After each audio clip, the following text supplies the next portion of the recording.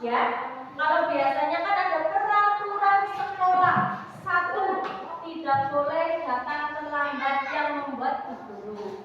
Kali ini kalau keyakinan kelas yang membuat adalah kalian semua. Kalian itu menginginkan kelasnya yang seperti apa?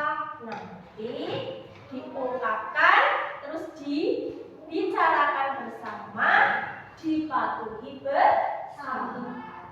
Berarti beda ya Bu antara peraturan kelas dan keyakinan kelas. Beda atau sama? Beda. Kalau peraturan hanya Bu guru saja yang membuat tanpa melibatkan kalian semua. Tapi kalau keyakinan kalian yang membuat sendiri dengan tujuan kalian bisa mengutarakan ini loh kelas yang saya inginkan yang seperti ini. Kemudian kalian pahami, kalian yakini keyakinan kelas itu sehingga nanti tercipta kelas yang kalian impikan. Paham? Ya.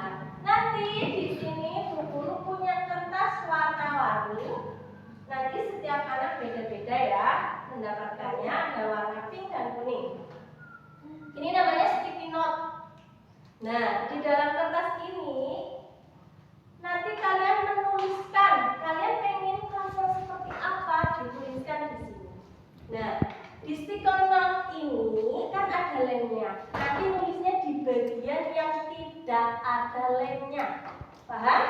Kalian tulis, kemudian nanti ditempel di depan untuk diambil keyakinan kelas bersama. Paham?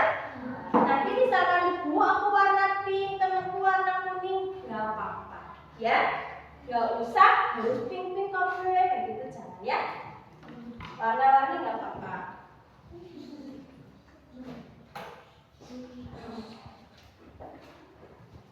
Dituliskan.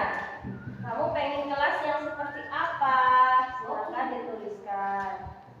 Di bagian yang tidak ada lemnya.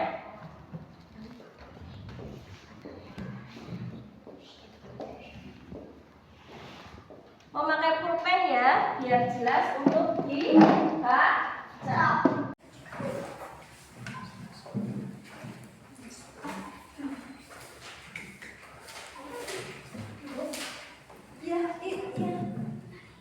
Ya, dituliskan keyakinan kelasnya yang kalian impikan. Kelas seperti apa? Mungkin yang bersih, yang nyaman. Silakan ditulis keinginan di situ.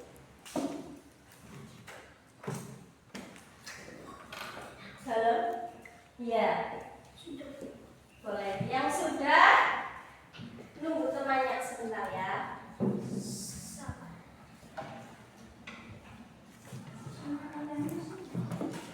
Sing ada lemnya jangan ditulis, tulisnya di bagian yang tidak ada lemnya.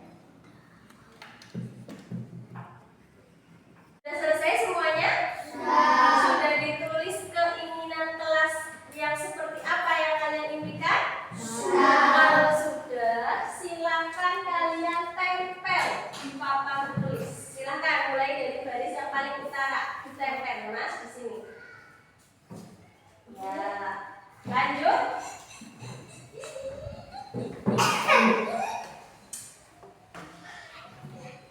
Ya, terusnya. Ya, agak ditekan. Terus, nggak apa-apa.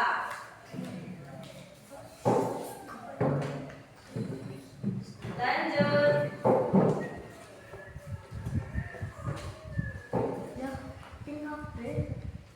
Terus.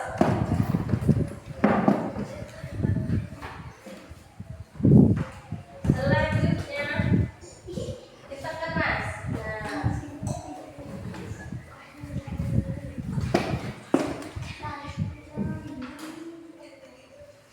Ya, lanjut.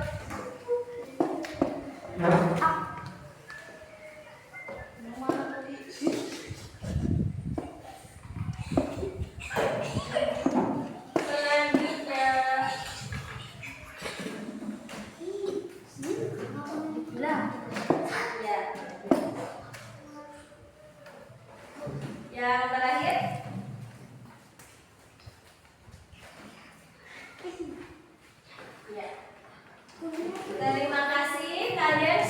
baru menulis kelas impian kalian. Dan sekarang Bu Guru minta bantuan satu anak untuk membacakan impian itu. Silakan, Mas Yan. Mas Yan.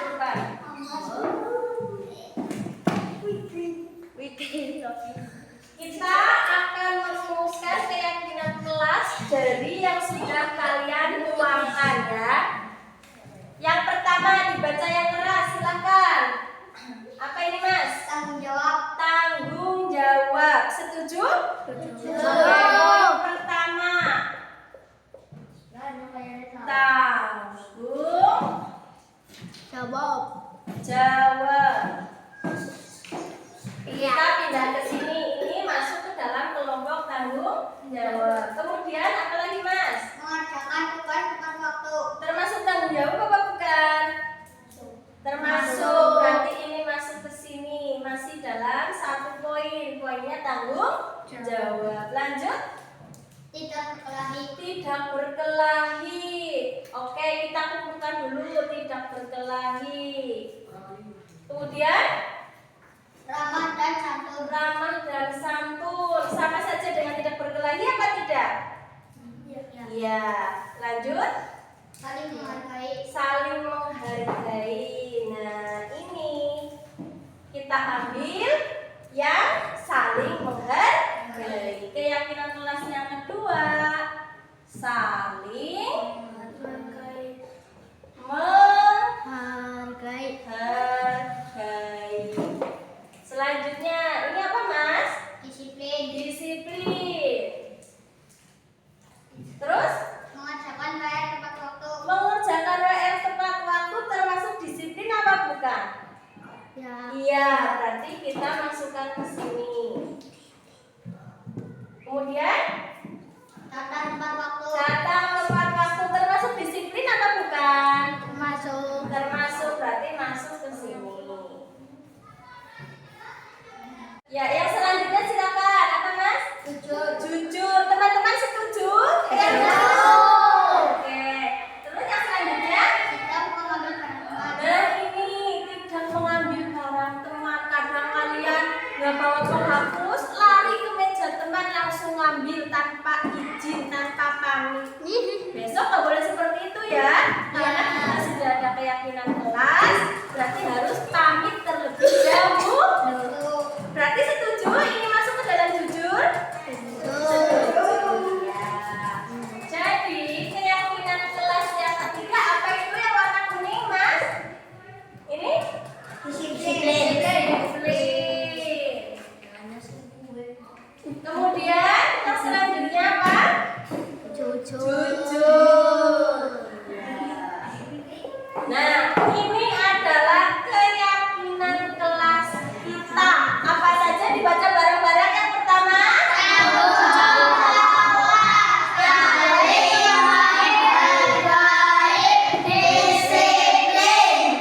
Ya, terima kasih. Silakan duduk kembali, Mas. Ya, inilah keyakinan kelas kita. Kewajiban kalian meyakini, mematuhi, tidak melanggar. Siap untuk melaksanakan? Terima kasih sudah berani untuk mengungkapkan cita-cita kelas yang kalian inginkan.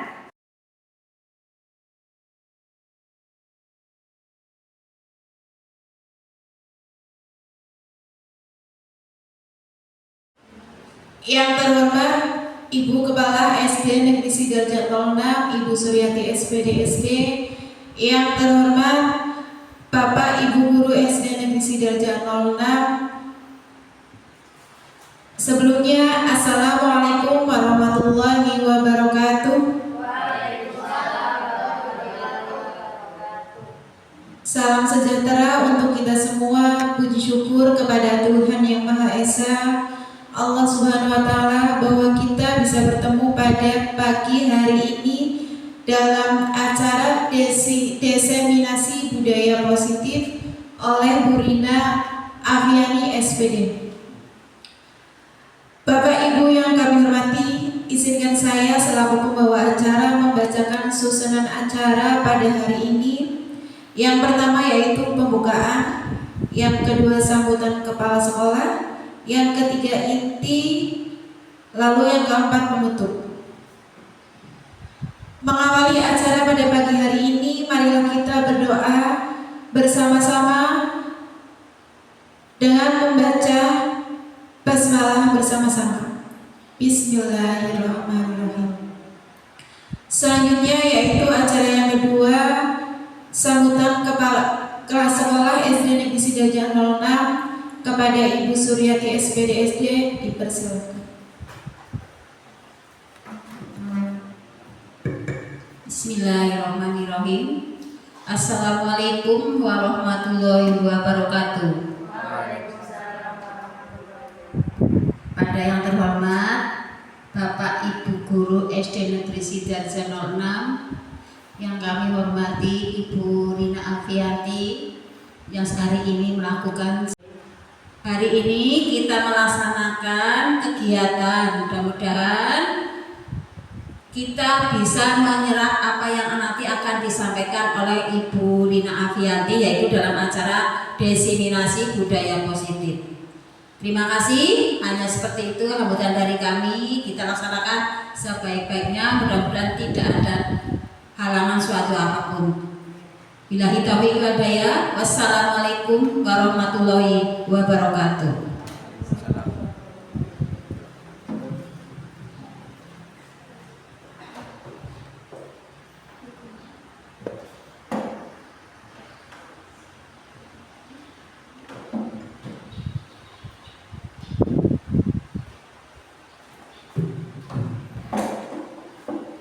Ya, acara yang selanjutnya yaitu acara yang ketiga, acara inti yang akan diisi oleh Bu Rina Afiani SPD. Kepadanya dipersilakan.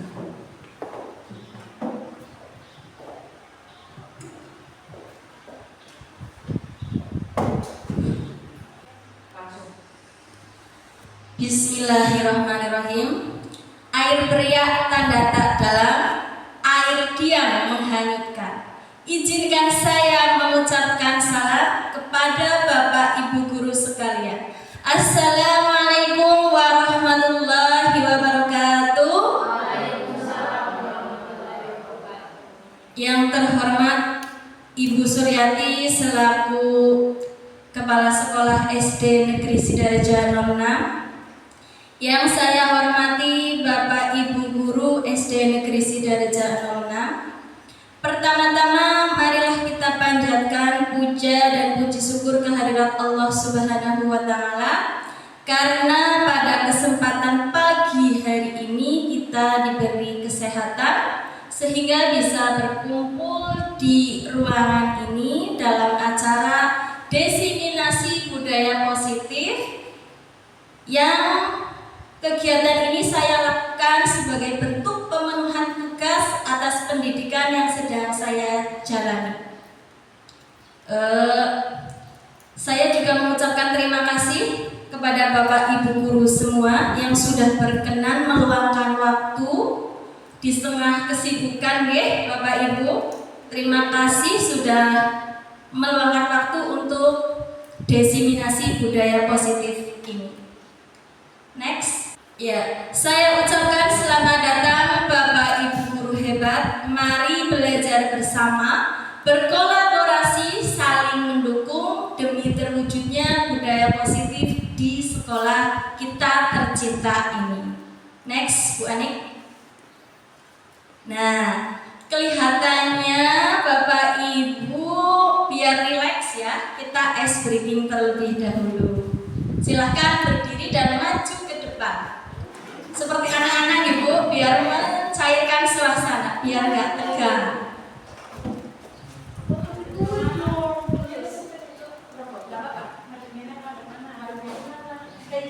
Lurus, ya.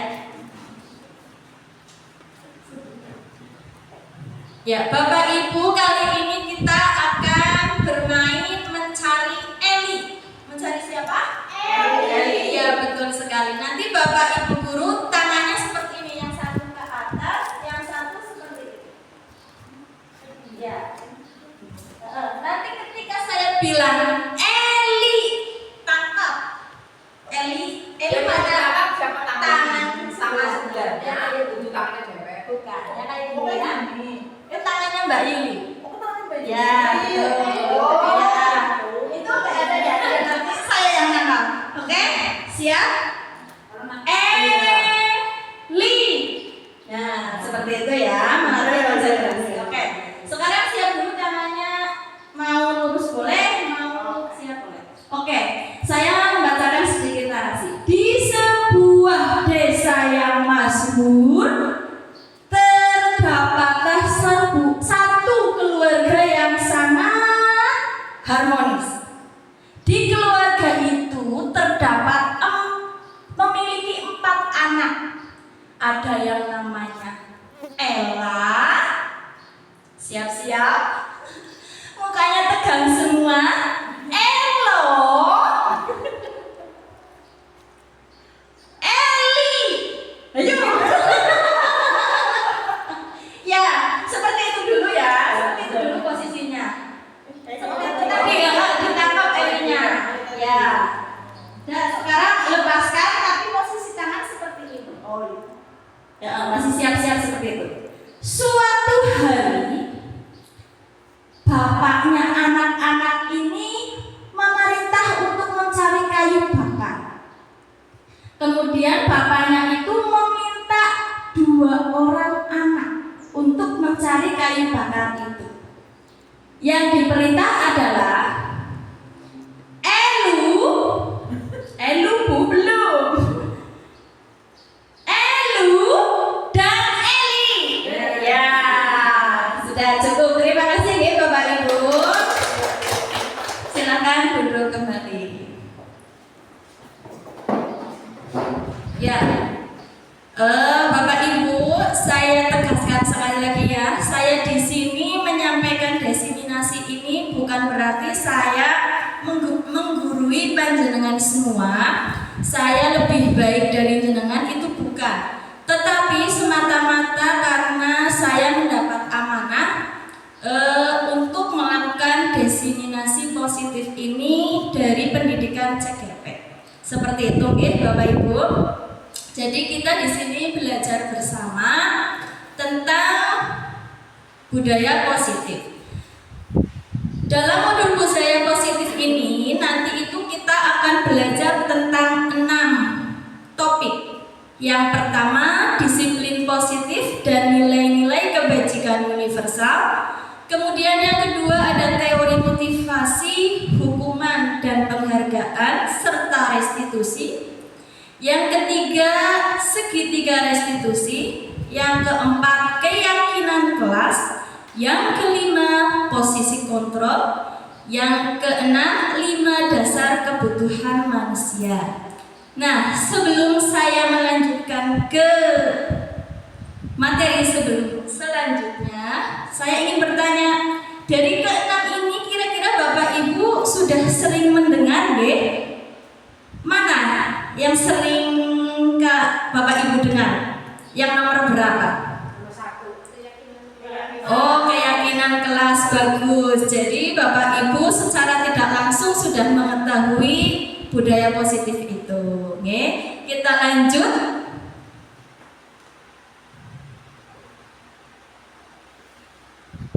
Ya, budaya positif itu adalah nilai-nilai dan kebiasaan-kebiasaan sekolah yang berpihak pada murid, yang mampu menumbuhkan karakter positif murid. Karakter yang diharapkan itu mengacu pada profil pelajar Pancasila. Di sini Bapak Ibu ada yang tahu profil pelajar Pancasila itu apa saja? Yang pertama, beriman dan bertakwa kepada Tuhan Yang Maha Esa, ya. Yang kedua, berkebinekaan global. Yang ketiga, berpikir kritis, inovatif dan kreatif. Iya, pinter. Itu ya Bapak Ibu.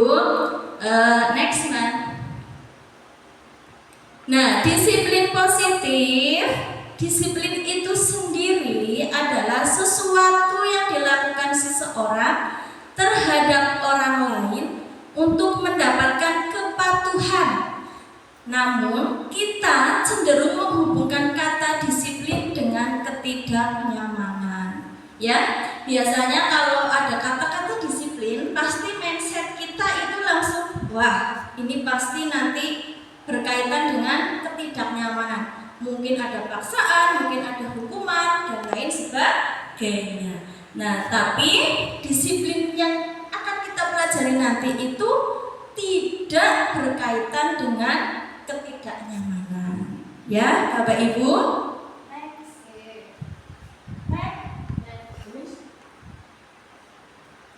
Nah, disiplin positif dan nilai-nilai kebajikan universal. Di sini terdapat miskonsepsi tentang teori kontrol. Jujur ya Bapak Ibu, sebelum saya mengikuti CGP itu saya beranggapan seperti ini. Namun setelah saya mengikuti beberapa bulan ini, akhirnya saya sadar bahwa ini adalah miskonsepsi yang harus kita hilangkan. Yang pertama, ada ilusi guru mengontrol murid. Ya, di dalam disiplin positif, murid itu sebenarnya tidak harus dikontrol. Mereka bisa mengontrol dirinya sendiri. Tugas guru itu apa? Tugas guru itu menuntun lakunya, bukan mengatur. Oke? Yang kedua, ilusi bahwa semua penguatan positif efektif dan bermakna. Ini terjadi sering pada diri saya karena saya kan kebetulan mengajar kelas 1. Penguatan positif itu yang seperti apa? Contohnya merayu, membujuk. Itu sering sekali saya lakukan. Karena sebelum saya mengikuti pendidikan ini, saya pikir dengan merayu dan membujuk itu akan bermanfaat. Tetapi ternyata kurang efektif. Jadi ketika anak dirayu, ayolah kerjakan soalnya, anak itu akan patuh. Tetapi sesaat tidak berkelanjutan. Ketika bu guru bilang, ayolah kerjakan, ada rayuan, ada puji rayuan, ada bujukan, maka anak itu akan melakukan. Itu kurang efektif. Yang ketiga, ilusi bahwa kritik membuat rasa bersalah mampu menguatkan karakter. Ini juga kurang efektif. Yang keempat, bahwa ilusi orang dewasa berhak memaksa. Ini juga kurang efektif. Contohnya seperti ini Bapak Ibu guru, kita sebagai guru kan sering merasa anak itu adalah tanggung jawab kita. Jadi kita berhak membentuk anak seperti ini dengan aturan yang kita buat. Padahal itu adalah salah. Seharusnya anak kita itu tidak memaksa. Kita itu hanya menuntun laku mereka. Ya, hal ini sejalan dengan pemikiran Bapak Pendidikan kita, Bapak Ki Hajar Dewantoro, yang menyatakan bahwa di mana ada kemerdekaan, disitulah harus ada disiplin yang kuat. Sungguh pun disiplin itu bersifat self-disiplin, yaitu kita sendiri yang mewajibkan dengan sekeras-kerasnya. Tetapi sama saja, sebab jikalau kita tidak cakap melakukan self-disiplin, wajiblah penguasa lain mendisiplinkan kita. Dan peraturan demikian itu harus ada di dalam suasana yang merdeka. Nah, jadi kita itu harus menciptakan suasana pembelajaran yang merdeka, yang tidak memaksakan murid, tetapi murid itu mempunyai rasa disiplin itu tumbuh dengan sendirinya. Ya, disiplin itu sendiri berasal dari disiplina yang artinya belajar. Disiplin positif merupakan salah satu penerapan disiplin yang bertujuan untuk menumbuhkan kesadaran serta memperdayakan peserta didik tanpa imbalan, penghargaan, ancaman, dan tujuan. Nah, kita sebagai pendidik memiliki tujuan, yaitu menciptakan peserta didik yang memiliki disiplin diri sehingga mereka berperilaku mengacu pada nilai-nilai kebajikan universal dan memiliki motivasi intrinsik dalam perubahan perilaku yang lebih baik. Itu adalah tujuan dari disiplin positif. Ya, nilai-nilai kebajikan. Mungkin di benak Bapak Ibu terbesit pertanyaan, apa sih itu nilai-nilai kebajikan? Nilai-nilai kebajikan adalah nilai yang disepakati bersama lepas dari suku bangsa, agama, bahasa maupun latar belakangnya. Nah, nilai-nilai kebajikan ini ada dalam suatu wadah yang namanya Profil Pelajar Pancasila. Ya, jadi aspek-aspek itu mulai dari beriman, bertakwa kepada Tuhan Yang Maha Esa, berkebinekaan global, bergotong royong, mandiri, bernalar kritis, kreatif. Itu semua nanti arahnya bermuara di Profil Pelajar Pancasila. Ya, yang selanjutnya tentang teori motivasi, hukuman, dan penghargaan serta restitusi. Motivasi sendiri itu sebenarnya dibagi menjadi dua, motivasi eksternal dan motivasi internal. Kalau eksternal itu berada karena ada pengaruh dari luar, kalau internal benar-benar berasal dari diri kita sendiri. Ya. Motivasi eksternal itu terdapat dua aspek. Yang pertama, untuk menghindari ketidaknyamanan atau hukuman. Misalnya seperti ini. Apa yang terjadi apabila saya tidak melakukannya?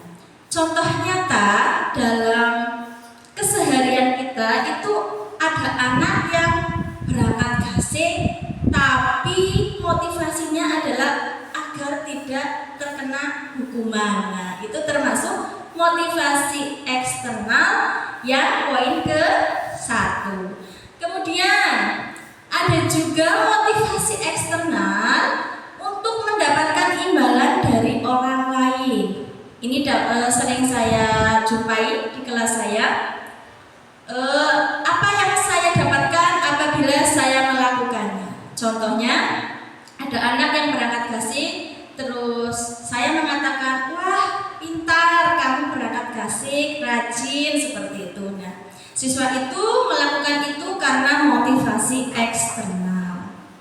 Sedangkan motivasi internal itu tujuannya adalah untuk menghargai diri sendiri. Ya, jadi murid itu sadar, saya akan menjadi orang yang seperti apa bila saya melakukan ini. Nah, motivasi internal ini adalah muara dari disiplin positif. Ini tantangan untuk kita semua ya Bapak Ibu. Di zaman sekarang kita harus memunculkan motivasi internal ini, yaitu dengan melaksanakan disiplin positif. Next. Ya, kemudian ada hukuman, konsekuensi, dan restitusi. Bapak Ibu mungkin sering melakukan ini tetapi tidak sadar. Saya sih tadi melakukan hukuman, konsekuensi, atau restitusi. Nah, di sini kita akan belajar membedakan hukuman itu yang seperti apa, konsekuensi yang seperti apa, dan restitusi seperti apa. Untuk hukuman itu tidak terencana, datangnya tiba-tiba.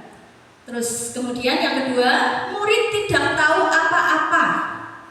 Jadi yang membuat itu guru, murid hanya melaksanakan. Yang ketiga, bersifat satu arah, tidak ada kesepakatan. Terus yang ketiga, hukuman berupa fisik atau psikis. Yang kemudian yang kedua, ini satu tingkat lebih baik daripada hukuman, yaitu konsekuensi. Secara tidak kita sadari, kita sering melakukan konsekuensi. Ciri-cirinya yang pertama adalah terencana atau disepakati sesuai peraturan. Yang kedua, murid tetap dibuat tidak nyaman. Yang ketiga, sikap guru selalu memonitor murid. Sedangkan yang ketiga, restitusi, ini adalah posisi yang paling baik. Ciri-cirinya yang pertama, proses menciptakan kondisi murid untuk memperbaiki kesalahannya. Kemudian proses kolaboratif yang mengajarkan murid untuk mencari solusi. Itu adalah bedanya hukuman, konsekuensi, dan restitusi. Sekarang kita akan masuk ke sebuah kasus. Ya, ini sebuah kasus. Kasusnya sama, yaitu satu, siswa tidak mengerjakan PR. Bila kita melakukan hukuman, itu yang akan kita lakukan seperti itu. Satu, guru berdiri depan kelas atau menulis. Guru menghukum berdiri di depan kelas atau menulis di buku tulis dan berjanji tidak akan mengerjakan PR sebanyak 100 kali. Itu kalau hukuman. Biasanya gurunya marah, nadanya agak sedikit naik. Apa yang dialami murid? Murid menjadi takut. Kasus yang sama apabila kita melakukan konsekuensi, yaitu guru memberikan konsekuensi untuk mengerjakan PR pada jam istirahat. Guru tegas dan siswa menghormati itu. Nah, konsekuensi ini satu tingkat lebih baik daripada hukuman. Yang paling baik yaitu restitusi. Kasusnya masih sama. Ketika tidak ada siswa yang tidak mengerjakan PR, pertama guru menanyakan dulu tentang keyakinan kelas dan menanyakan diri, serta membantu siswa menyelesaikan masalah. Yang selanjutnya guru terbuka dan siswa menghormati dirinya serta orang lain. Ya. Selanjutnya kita akan belajar tentang konsep disiplin dengan identitas gagah. Di situ ada hukuman dan penghargaan. Sebelum saya mendapat materi ini, saya menganggap bahwa hukuman itu dan penghargaan, posisinya penghargaan itu lebih baik dari hukuman. Tetapi setelah saya mempelajari disiplin positif ini, ternyata hukuman dan penghargaan itu sama, tidak ada yang lebih baik. Ini juga termasuk miskonsepsi yang selama ini kita lakukan.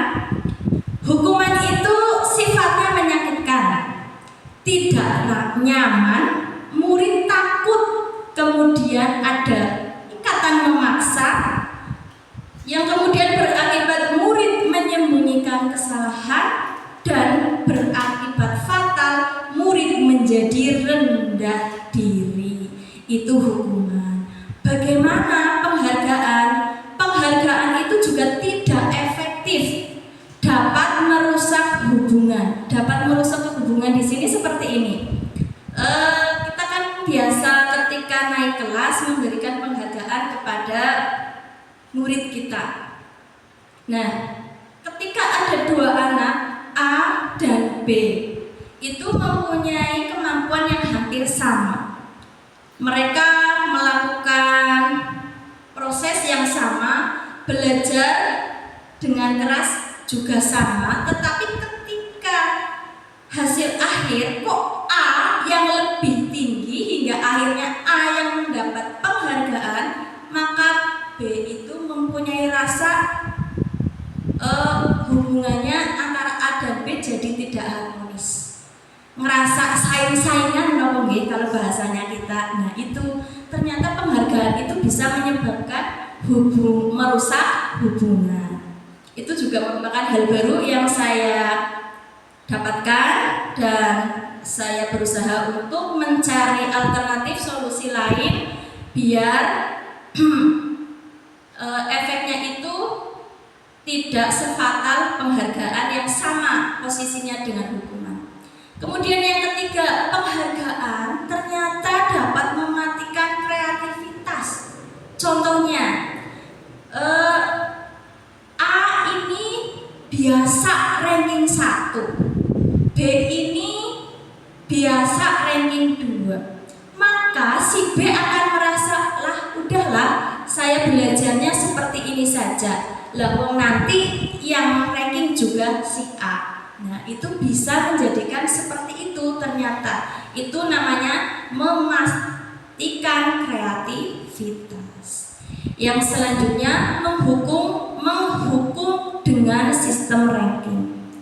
Yang selanjutnya merampas hak menghargai diri.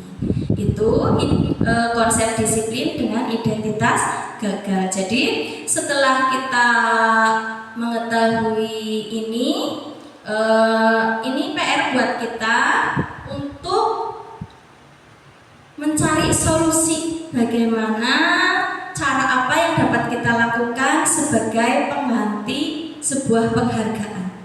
Karena posisinya antara hukuman dan penghargaan adalah sama, tidak efektif sama sekali. Next. Kemudian yang selanjutnya adalah konsep disiplin dengan identitas sukses. Nah, ini yang diharapkan dalam penerapan disiplin positif itu ini yang dipakai. Yang pertama adalah konsekuensi.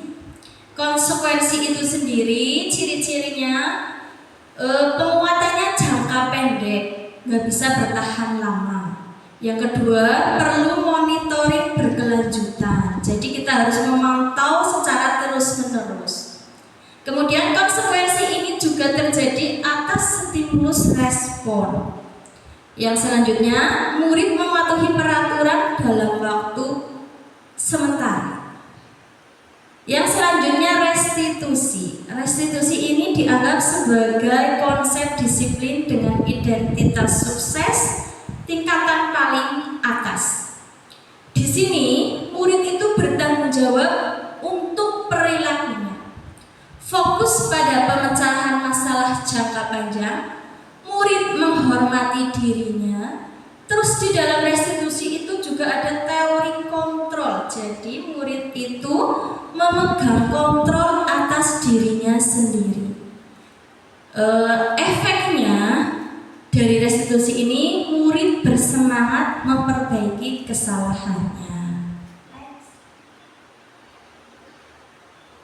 Ya, tadi kan kita sudah menyinggung sedikit tentang restitusi. Kali ini kita akan belajar lebih dalam tentang restitusi. Yang pertama, pendekatan restitusi. Restitusi adalah proses menciptakan kondisi bagi murid untuk memperbaiki kesalahan mereka sehingga mereka kembali kepada kelompok mereka dengan karakter yang lebih kuat. Ciri-ciri restitusi yaitu bukan menebus kesalahan, memperbaiki hubungan, tawaran bukan paksaan, menuntun untuk melihat ke dalam diri, mencari kebutuhan dasar yang mendasari tindakan, fokus karakter bukan tindakan, yang terakhir menguatkan dan fokus pada solusi.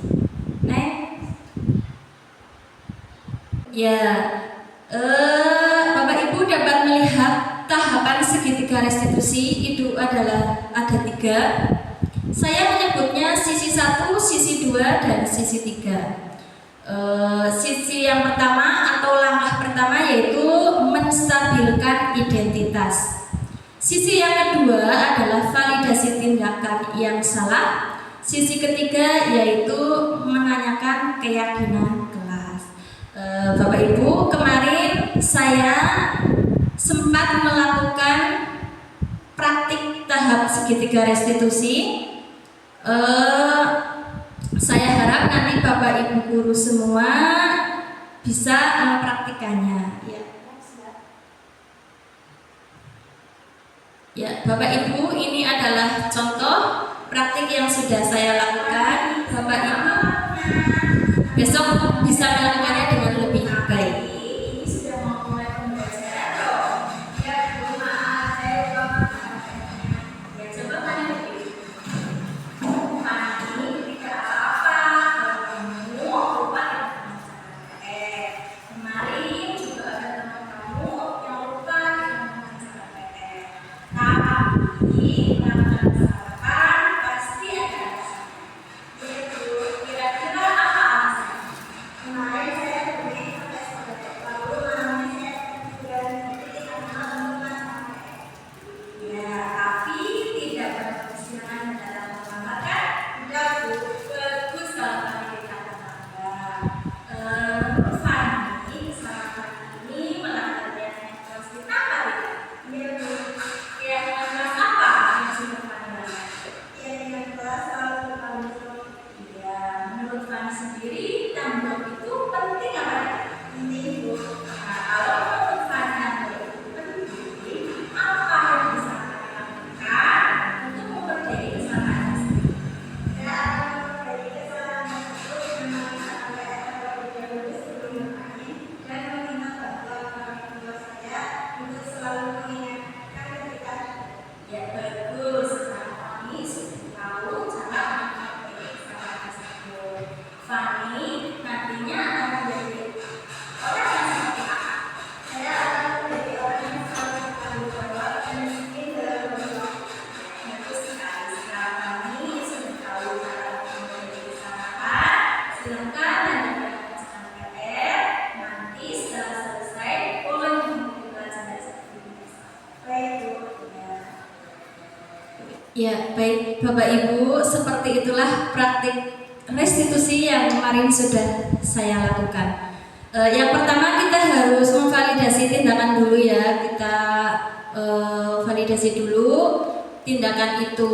Misalkan kalau dalam contoh ini, ketika anak tidak mengerjakan PR, jangan langsung kita statement anak itu, tapi kita tanya dulu. Terus kemudian kita validasi, nggak apa-apa kamu tidak mengerjakan PR. Kemarin juga ada teman kamu yang tidak mengerjakan PR, seperti itu. Terus yang kemudian yang kedua, kita harus menanyakan keyakinan kelas apa yang sudah dilanggar. Kemudian kita menanyakan solusi apa yang dapat anak itu lakukan untuk memperbaikinya. Nah, saya kira dengan kita menerapkan segitiga restitusi ini, kita sebagai guru yang tadinya ketika ada murid kita tidak mengerjakan PR, terus kita emosi setelah kita mempraktekkan dengan segitiga restitusi, mungkin saya kira nanti kita akan lebih enjoy kayak gitu. Emosi kita tidak meledak-meledak seperti yang sebelumnya. Next. Ya, tadi di sekitar restitusi kita menyebutkan tentang keyakinan kelas. Nah, mengapa sih keyakinan kelas? Mengapa tidak peraturan kelas saja? Bapak Ibu, di sini antara keyakinan kelas dan peraturan kelas itu berbeda nih. Kalau keyakinan kelas itu adalah anak yang membuat, anak yang mencurahkan pendapatnya. Anak ingin seperti apa sih kelas kita? Nah, di situ nanti anak mencurahkan pendapatnya. Tetapi kalau peraturan kelas berarti kita sebagai guru yang membuatnya, anak yang melaksanakannya. Seperti contoh, di sini ada contoh mengapa kita memiliki peraturan tentang menggunakan helm mengendarai kendaraan roda 2. Kira-kira kenapa, Bu? Supaya apa kita menggunakan helm? Nah, ya betul sekali Bu Eka, supaya aman. Itu Bu Eka yakini ya. Maka dari itu Bu Eka setiap pergi naik sepeda motor pasti selalu memakai helm. Kemudian yang kedua, mengapa kita memiliki peraturan tentang menggunakan masker dan mencuci tangan setiap saat? Kira-kira ini kenapa? Ya, pintar mereka, supaya sehat. Itu diyakini oleh semua orang seperti itu ilusinya. Next.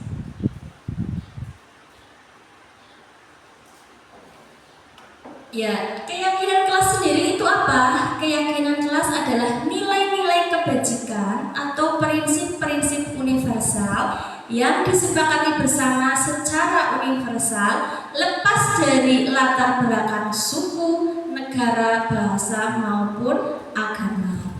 Menurut Goosen, suatu keyakinan akan lebih memotivasi seseorang dari dalam atau intrinsik. Seseorang akan lebih bersemangat untuk menjalankan keyakinannya daripada hanya sekedar mengikuti peraturan seperti itu. Contohnya kemarin saya sudah mempraktekkan membuat keyakinan kelas. Jadi dalam pembuatannya itu saya melibatkan seluruh warga kelas. Anak-anak kita minta mencurahkan apa sih yang mereka impikan. Mereka ingin kelasnya seperti apa, kemudian nanti ditulis. Nah, karena kan anak kita berjumlah 18, tidak mungkin 18 itu menjadi keyakinan kelas. Maka kita kerucutkan lagi menjadi beberapa keyakinan kelas. Contohnya, ada anak yang menginginkan kelasnya itu semua anggotanya jujur. Ada anak yang menginginkan semua temannya itu tidak berbohong. Dan antara tidak berbohong dan jujur ini dapat kita ambil salah satunya, yaitu jujur. Seperti itu nih Bapak Ibu. Next. Ya, bentuk-bentuk keyakinan kelas.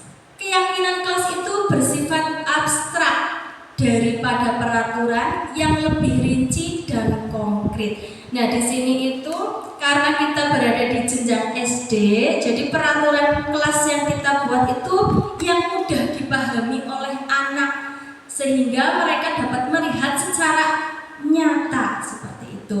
Yang selanjutnya, keyakinan kelas hendaknya tidak terlalu banyak agar mudah diingat. Ya, keyakinan kelas yang ideal itu bukan semakin banyak, semakin ideal itu bukan Bapak Ibu, tapi keyakinan kelas yang ideal itu hanya terdiri dari 3 sampai 7 poin saja seperti itu. Jadi di sekolah kita bisa kita sesuaikan. Misalkan saya sendiri di kelas 1 itu kelas saya hanya memiliki 4 keyakinan kelas. Nanti seiring dengan berjalannya waktu bisa ditambah jadi 5 di kelas 2 atau menjadi 6 seperti itu nggih Bapak Ibu.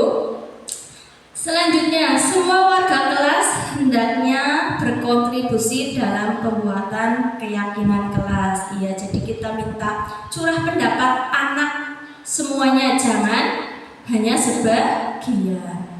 Kemudian keyakinan kelas hendaknya senantiasa dibuat dengan menggunakan kalimat positif. Ya, kalimat positif. Kalimat positif itu yang seperti apa?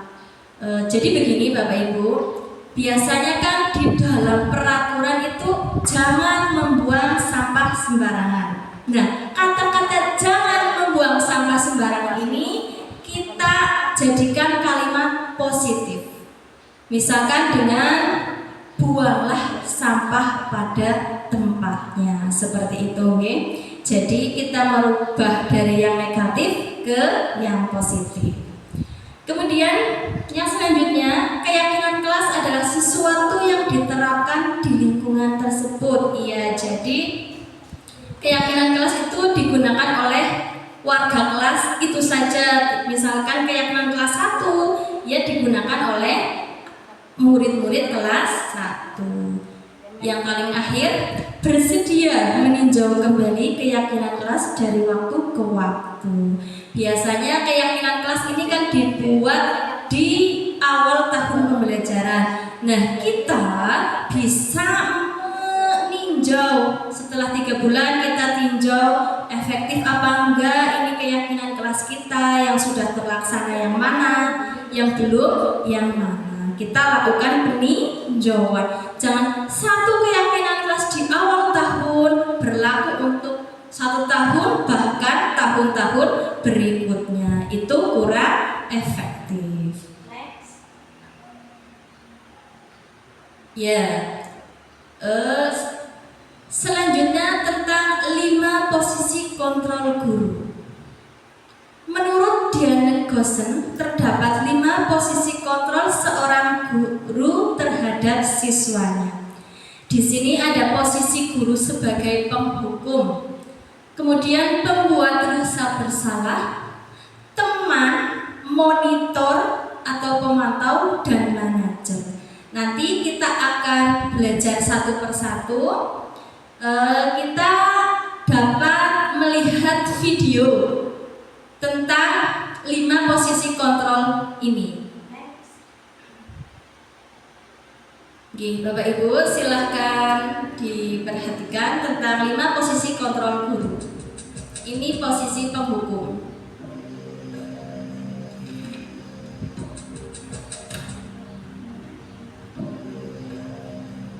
Naren, sini kamu. Selamat pagi, Bu. Selalu terlambat. Kamu deh, pasti terlambat. Maaf, Bu. Saya Apa? Apa coba? Alasan kamu apa lagi? Kapan sih kamu tidak terlambat? Malas sekali ya kamu jadi anak. saya Dasar pemalas. Gak kapok-kapok sih kamu. Sudah berapa kali terlambat? Sana, kamu keliling lapangan basket 2 kali. kenapa saya harus keliling lapangan basket, Bu? Kenapa? Kamu melawan ibu? Berani-beraninya jawab. Sudah terlambat, masih berani jawab pula. Sekarang, keliling lapangan basket 5 kali sekalian. Biar kapok. Cepat. Pergi sana ke lapangan basket. Ya. Kalau yang sekarang adalah posisi pembuat rasa bersalah. Kita bedakan nih, Bapak Ibu.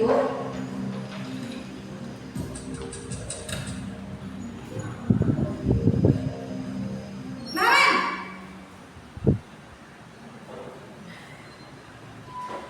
Selamat pagi, Bu.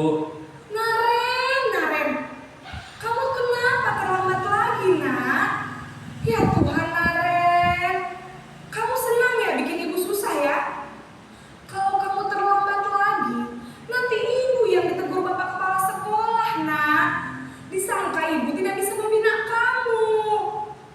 Duh, gimana ini? Maaf, Bu. Duh, Gusti Naren. Kamu suka ya kalau ibu ditegur bapak kepala sekolah? Terus, sekarang ibu harus tulis apa ini di buku absen? Ini kamu sudah sering terlambat loh. Ibu harus apa coba? Maaf, Bu. Maaf sekali. Ya sudah, lain kali jangan. Ya, Bapak Ibu, ini kalau posisi kita sebagai teman.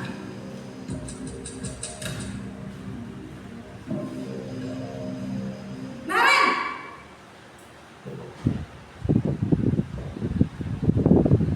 Selamat pagi, Bu. Wah, sudah jam berapa ini, nak? Terlambat lagi ya, sayang? Iya, Bu. Habis ibu saya lupa bangunkan saya, Bu. Kamu malah menyalahkan ibu kamu. Kamu bukannya anak yang larinya paling kencang. Kok terlambat sih? Iya Bu, saya memang terlambat bangun tadi. Jadi biarpun saya lari kencang, tetap gak kekejar Bu. Ya sudah sana, nanti lain kali larinya lebih kenceng lagi ya, biar gak terlambat lagi. Bikin seneng ibu, demi ibu, bisa kan? Bisa lah Bu. Ya sudah sana masuk kelas, ibu beresin urusan absen kamu. Kamu ini ada-ada saja. Ya, ini selanjutnya kalau posisi kita sebagai pemantau.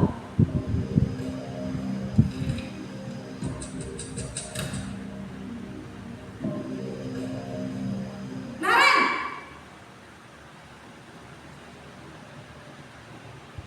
Selamat pagi Bu. Naren, apa peraturan sekolah kita tentang jam berapa kita harus masuk sekolah, nak? Kita harus di sekolah jam 7 Bu. Iya betul, sekarang sudah jam 7.20. Naren sudah tahu konsekuensinya jika terlambat hadir. Paham Bu. Saya harus tinggal kelas pas jam istirahat selama 20 menit. Iya benar, konsekuensinya demikian. Jadi nanti jam 9.30 pas istirahat, kamu harus tinggal di kelas, kerjakan tugas tambahan untuk ketertinggalan kamu, ya? Baik Bu. Selanjutnya posisi sebagai manajer. Ini adalah posisi yang diharapkan kita lakukan karena posisi ini yang dianggap paling ideal. Selamat pagi Bu. Selamat pagi Naren. Maaf Bu, saya terlambat. Iya, sekolah masuknya jam 7, sekarang sudah jam 7.20. Jadi sekarang bagaimana ini Naren? Maaf Bu, saya lupa setel alarm saya semalam. Baiklah, menurut kamu, keyakinan sekolah yang mana yang perlu kamu tingkatkan?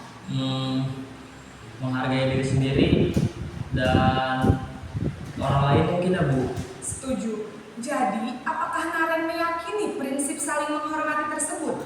Iya Bu, saya meyakininya. Apakah Naren bersedia memperbaiki masalah keterlambatan ini? Bersedia Bu. Bagaimana kamu akan perbaiki masalah keterlambatan ini? Saya akan coba untuk tidak lupa menyetel alarm saya Bu. Baik, kalau Naren lupa menyetel alarm di rumah, ada orang yang kira-kira bisa bantu mengingatkan tidak? Ada Bu, kakak saya, Kak Emma. Ada lagi selain Kak Emma? Selain Kak Emma, ada ibu saya. Baik, jadi yang mengingatkan Naren adalah Kak Emma dan ibu kamu ya? Kira-kira akan mulai setel alarm kapan nih Naren? Setelah pulang sekolah, akan segera saya lakukan. Baik, jadi Naren akan setel alarm untuk bangun besok pagi dan akan diingatkan oleh kakak dan ibunda Naren ya.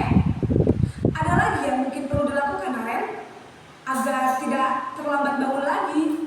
Tidak ada Bu. Baik Naren, terima kasih untuk kerjasama kamu. Sekarang kamu perlu kembali ke kelas untuk belajar. Baik Bu, terima kasih. Ya, Bapak Ibu, bagaimana perasaan setelah tadi melihat video 5 posisi kontrol guru? Kira-kira yang sering Bapak Ibu lakukan itu posisi kontrol yang nomor berapa? Jujur Bapak Ibu, kalau saya sendiri jujur nomor 1 dan 2, yaitu menghukum dan membuat rasa bersalah. Ya, sebaiknya mulai saat ini kita hilangkan posisi kontrol itu karena itu kurang efektif. Yang pertama, posisi kontrol sebagai penghukum. Bapak Ibu tahu bagaimana perasaan anak ketika dihukum? Pasti tersakiti, hati anak terluka. Nah, itu membekas sampai nanti besar. Dulu waktu saya kelas 5, saya dihukum membersihkan kamar mandi sama Bu Yuliana. Itu membekas sampai anak itu kuliah, bahkan sampai tua. Nah, itu yang harus kita hindari. Tidak boleh memposisikan diri kita sebagai penghukum. Kemudian yang kedua tadi ada posisi sebagai pembuat rasa bersalah. Ketika guru mempraktekkan posisi ini, nadanya memang lembut tetap saja anak merasa tidak nyaman. Contohnya kan tadi ya di dalam video itu, kenapa sih kamu mengecewakan ibu seperti itu? Nah, anak itu pasti merasa, oh iya, saya bersalah ya, sudah menyusahkan bu guru seperti itu. Kemudian yang ketiga ada posisi kontrol sebagai teman. Nah, posisi kontrol ini sebenarnya sedikit baik namun kurang efektif. Misalkan seperti ini, Bu Ani menerapkan posisi kontrol sebagai teman. Ada Siva yang menerapkan, Bu Ani menerapkan posisi itu kepada Siva.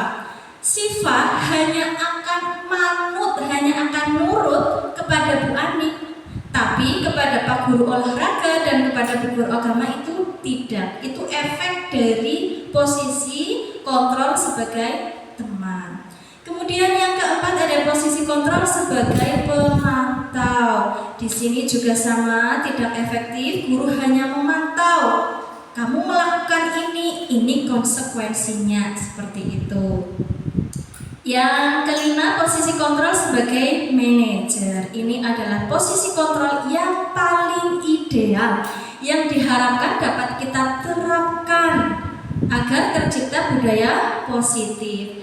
Dalam posisi kontrol sebagai manajer, di sini anak tidak dipaksa, tidak disalahkan, dan yang terpenting itu hati anak tidak terluka. Anak belajar bertanggung jawab atas kesalahannya, kemudian mencari solusi atas hal yang dilanggarnya. Seperti itu, ya Bapak Ibu. Bapak Ibu, di sini saya mempunyai sticky note. Nanti tolong diisi, kita bercermin. Posisi kontrol kita itu yang selama ini kita lakukan yang seperti apa. Nah, nanti silakan ditulis. Kemudian kalau sudah selesai ditempel di papan tulis. Siap Bapak Ibu? Ya.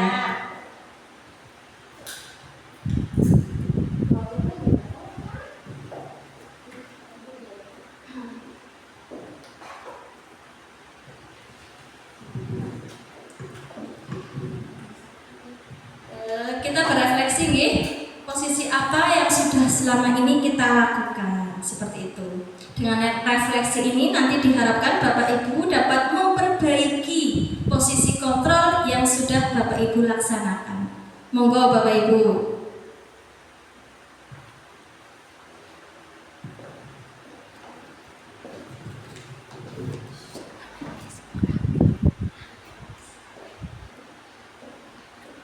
Sudah selesai PK? Udah, boleh ditempel di depan. Tadi kan ada penghukum, pembuat rasa bersalah, kemudian teman, pemantau, dan manajer. Kira-kira yang selama ini sudah Bapak Ibu lakukan itu yang mana?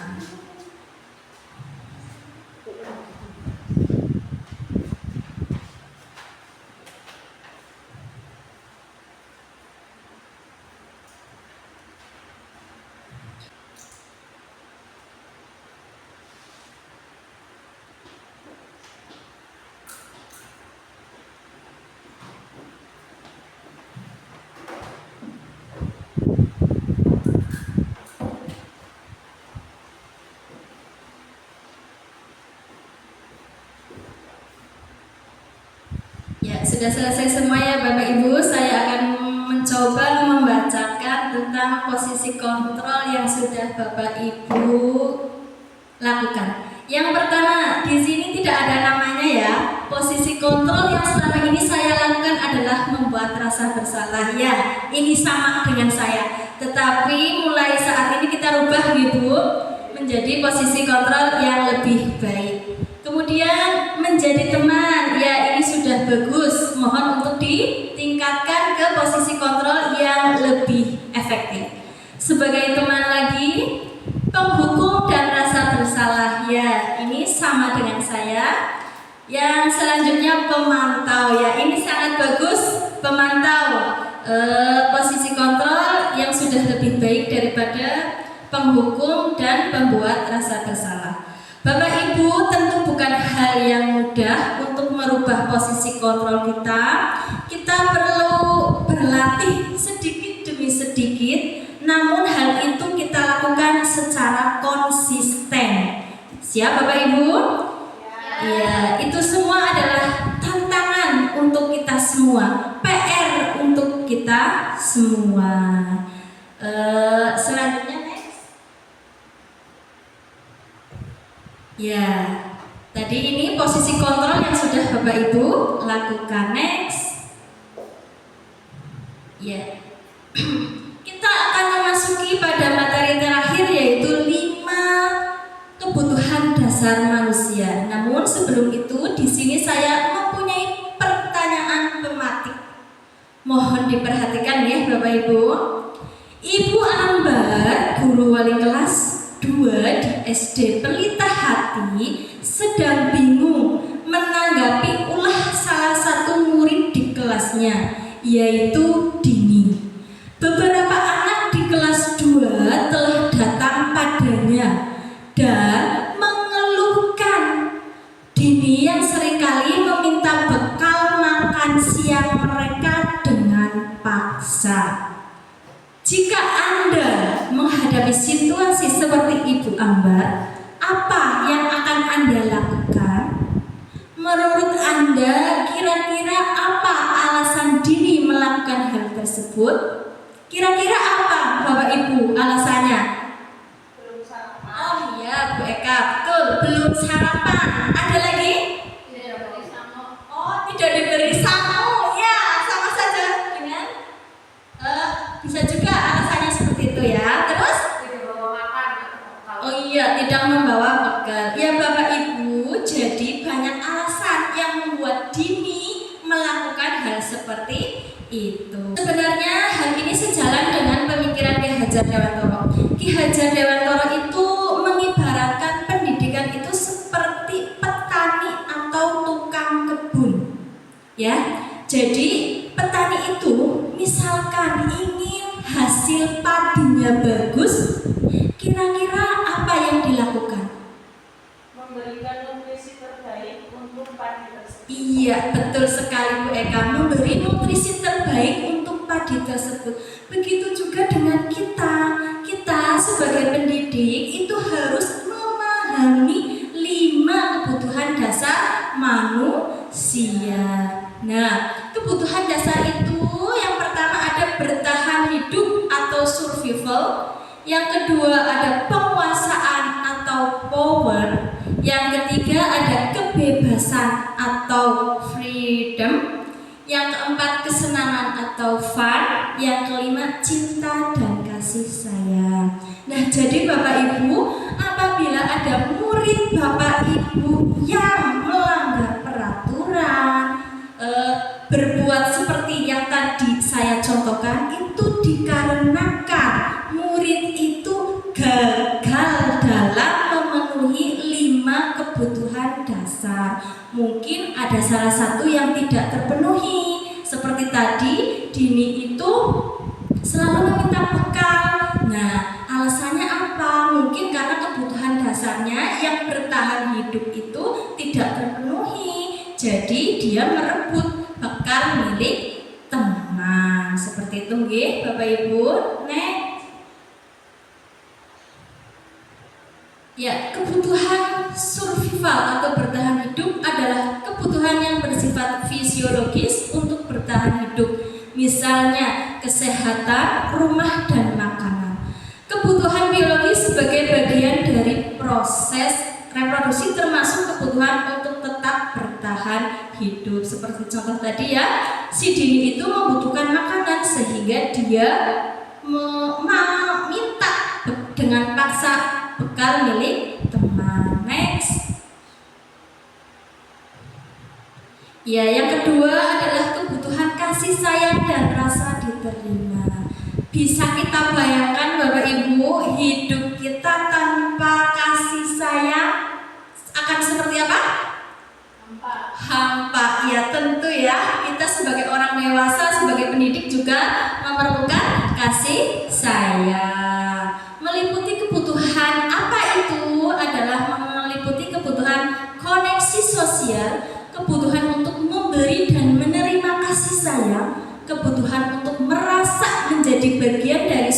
kelompok. Contoh seperti ini Bapak Ibu.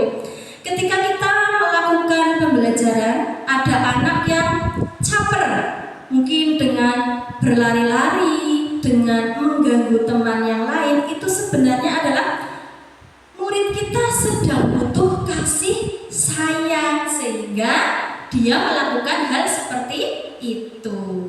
Next. Ya, yang selanjutnya yaitu power atau penguasaan. Kebutuhan ini berhubungan dengan kekuatan untuk mencapai sesuatu, menjadi kompeten, menjadi terampil, dan dikakui atas prestasinya. Hal ini sering kita jumpai dalam sekolah kita ya Bapak Ibu, terutama di kelas 1. Misalnya seperti ini Bapak Ibu, di awal tahun kita sudah membuat struktur organisasi, kita sudah menentukan siapa ketua kelasnya, siapa wakil, sekretaris, dan bendahara, kan seperti itu nggih. Yang bertugas menyiapkan kan harusnya ketua kelas. Tapi ketika itu terjadi di kelas 1, maka semua anak akan berlomba-lomba tunjuk tangan, saya bu. Mereka semua ingin untuk memimpin doa. Ini salah satu bentuk dari bahwa murid kita itu aslinya mempunyai power, mempunyai penguasaan, ingin diakui, ingin kompeten. Nah, seperti itu. Nah, selanjutnya next. Yang selanjutnya itu kebebasan. Kebutuhan untuk bebas adalah kebutuhan akan kemandirian, otonomi, memiliki pilihan dan mampu mengendalikan arah hidup seseorang. Nah, kalau ini dikaitkan dengan pertanyaan tematik tadi, mungkin si Dini itu bosan dengan bekal yang dibawakan ibunya sehingga dia tertarik dengan bekal teman, sehingga meminta dengan paksa bekal teman tersebut. Next. Yang terakhir yaitu kebutuhan kesenangan atau fun, merupakan kebutuhan untuk mencari kesenangan, bermain dan tertawa. Ini sejalan dengan pendidikan kita ya. Kita berada di tingkat SD, anak SD itu lebih cenderung suka dengan permainan. Okay? Dalam pembelajaran itu biasanya anak-anak akan bosan apabila monoton. Jadi mereka harus kita selingi dengan pembelajaran menggunakan permainan. Next. Ya, jadi pada dasarnya konsep 5 kebutuhan dasar manusia itu tidak hanya berlaku untuk anak atau murid-murid kita, namun juga kita sebagai manusia dewasa. Secara kita sadari atau tidak, sebenarnya diri kita sendiri itu sedang berusaha untuk memenuhi kebutuhan dasar kita. Namun kadang kita tidak menyadari. Kita sendiri sebagai orang dewasa, sebagai pendidik, apabila salah satu dari 5 kebutuhan itu tidak terpenuhi, maka kita akan merasa apa ya Bapak Ibu? Merasa gelisah, merasa tidak nyaman. Seperti itu nggih Bapak Ibu.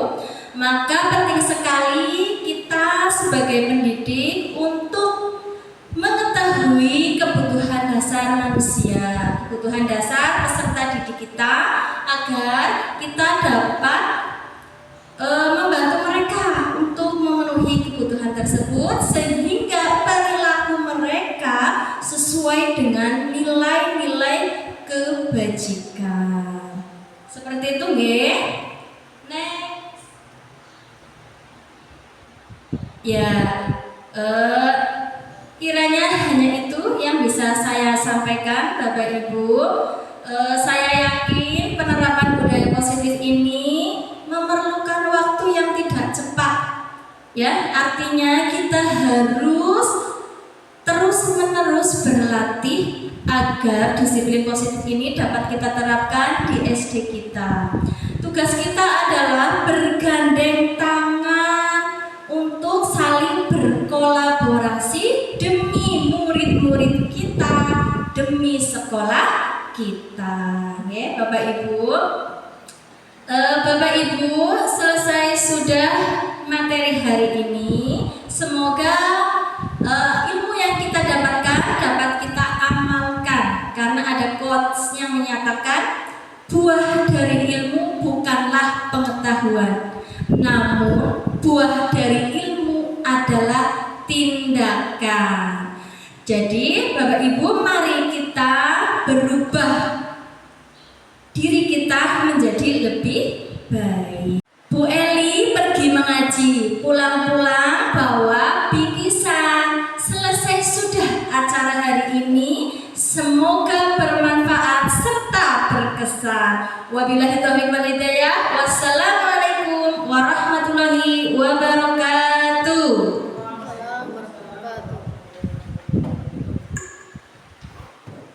Ya, terima kasih kepada Bu Rina Afiani atas materinya tadi tentang diseminasi budaya positif. Nah, dari apa yang kita pelajari hari ini yaitu diseminasi budaya positif, mungkin Bu Rina boleh memberikan kesempatan kepada teman-teman apabila ada yang ingin bertanya. Ya, silakan, siapa yang ingin bertanya? Oke, Bu Yuli Kurniasi.